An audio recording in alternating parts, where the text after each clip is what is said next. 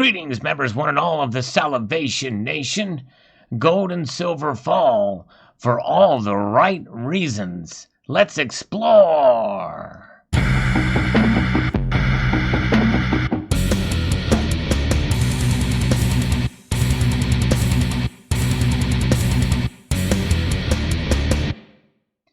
Yes, if there's ever any time to celebrate falling gold and silver prices, it's because of the news of the day. That's right, over 2% drop, 4% drop for the week, as strong U.S. jobs data boost recovery bets.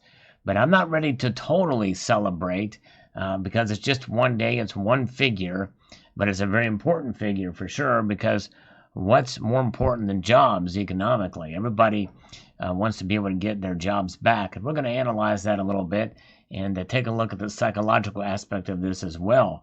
But this article comes through from CNBC. Gold prices dipped more than 2% on Friday as hopes for a global economic rebound got a boost from stronger than expected U.S. non-farm payrolls data, reducing demand for safe havens. Spot gold slid 1.9% to $1,678.81 per ounce. U.S. gold futures settled down 2.6% to $1,683. Bullion has declined about 2.6% so far this week, on track for its biggest fall since the week ending March 13th. Actually, let's take a look at where the prices are right now. The markets are about to close as of the recording of this video. Gold down 1.68% to $1,685.10, well below the $1,700 mark. Silver has fallen almost 2% to $17.48, still fairly high, well above the where it got smacked down back in March to under $12 an ounce, but really not making much headway from the era before the coronavirus hit. Platinum is down as well too, but palladium has actually recovered and up now over $2,000. But nonetheless, we had significantly stronger than expected U.S. payroll numbers, an increase of 2.5 million versus an expected decline of 7.5 million jobs. That 10 million swing has brought forward expectations of the economic recovery in the United States, says Bart Malik, head of commodity strategy at TD Securities. You know, this is amazing, absolutely shocking. It is confused me, because I thought for sure it would be a while. That prediction of mine that it would be a U type of recovery instead of a V type of recovery, well, the indication from this number is that it may be a V type recovery after all, which is what President Trump has predicted. So by today's numbers, leading here to this particular situation, it appears that Trump is right so far. And I don't want to rain on the parade or to be, a Debbie Downer on this particular situation, but I will say that other economic factors also need to improve, and there's other things going on with some of these businesses that are out. But nonetheless, and there's another aspect of this that may not surprise me as much, as most of these states are starting to open up, and some of these people are getting hired back. That's right. These are temporary job losses for the most part, so they're being hired back very quickly. And service-oriented jobs can shift from one status to another quicker than any other kind of job out there. So in that aspect of it, it doesn't surprise, or shouldn't surprise. I guess the thing is it's happening so quickly. And why? Because people are itching to get back out and about. And I think over with what we've been seeing with protests and the like, people already out and about, and less talk about the coronavirus. This is happening sooner than expected. Very interesting indeed. The resiliency of the U.S. economy is something to behold, and hopefully that will send shockwaves around the world, and other economies can start to recover as well relatively quickly. Gold was also being pressured by stronger yields and a slightly firmer dollar. We want a firm dollar. Yes, indeed. As firm as my buttocks when I quench my butt cheek, you know what I'm saying? But meaning the opportunity cost to hold gold in the portfolio has gone up, Malik added. Wall Street surged following a crash into bear territory as the latest U.S. data showed a drastic fall in unemployment to 13.3% in May from 14.7% in April as layoffs abated. They were predicting well over 20% unemployment for sure. But yes, the data comes ahead of a 2-day policy meeting of the U.S. Federal Reserve next week. The central bank has injected massive stimulus and cut interest rates to near zero to cushion the blow from the coronavirus pandemic. And when will we feel the effects of that negatively? Who knows? We don't know yet if we ever will.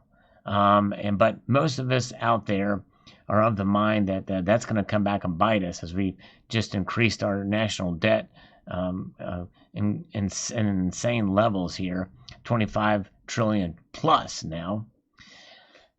The article continues. We've still got economic uncertainty, trade tensions, problems in the United States, said INTL FC Stone analyst Ronna O'Connell.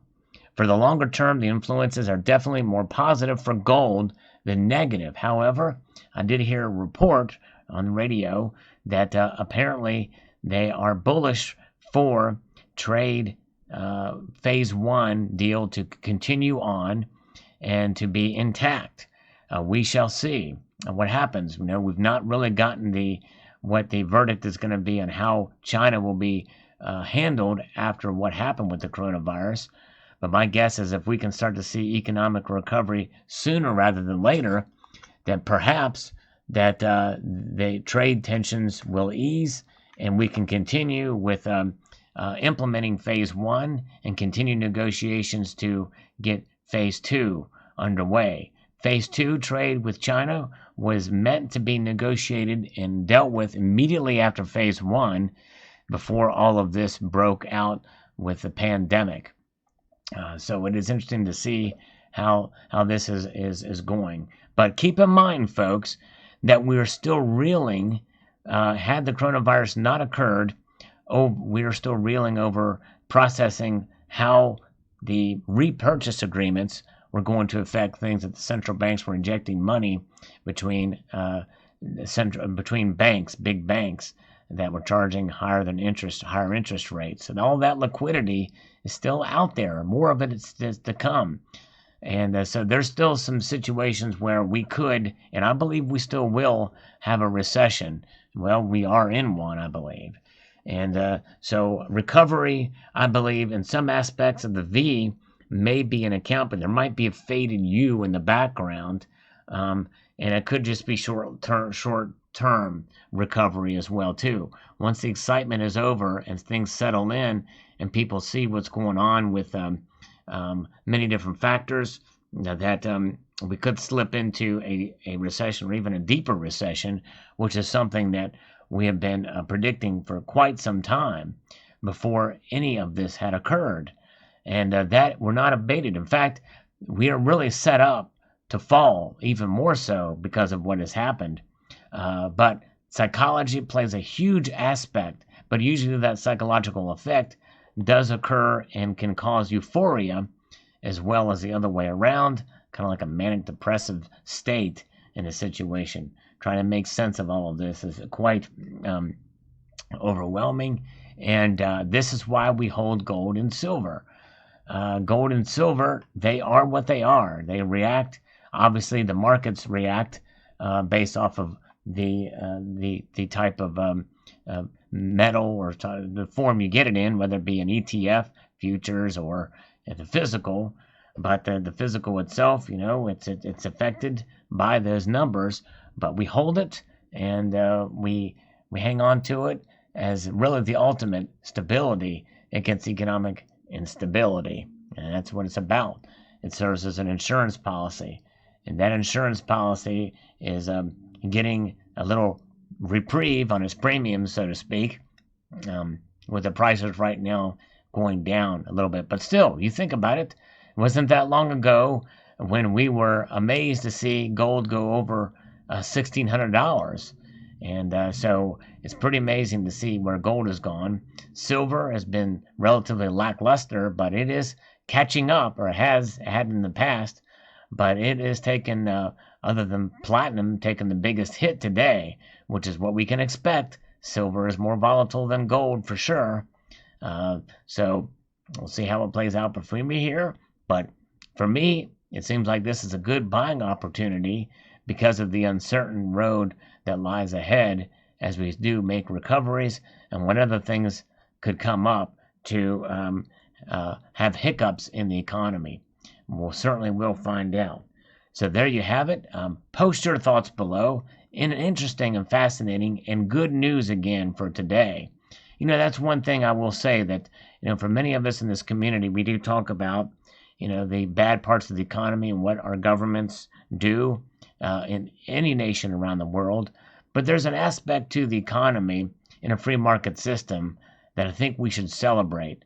And any time we add jobs to the economy, we should celebrate, because people's well-being and their financial stability is really key and foundational. And that's what we talk about.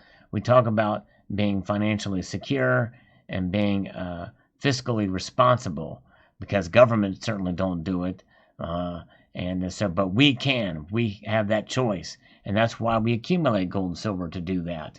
And also believe in holding a level of cash outside of the banking system and within the bank as well too. And so there's multiple ways that you can save, and I believe gold and silver can serve as a part of that portfolio. So there you have it. Post your thoughts below. Would like to extend a multitude of gratitude to you all for taking the time to watch, and encourage you to please rate, share, comment, and subscribe.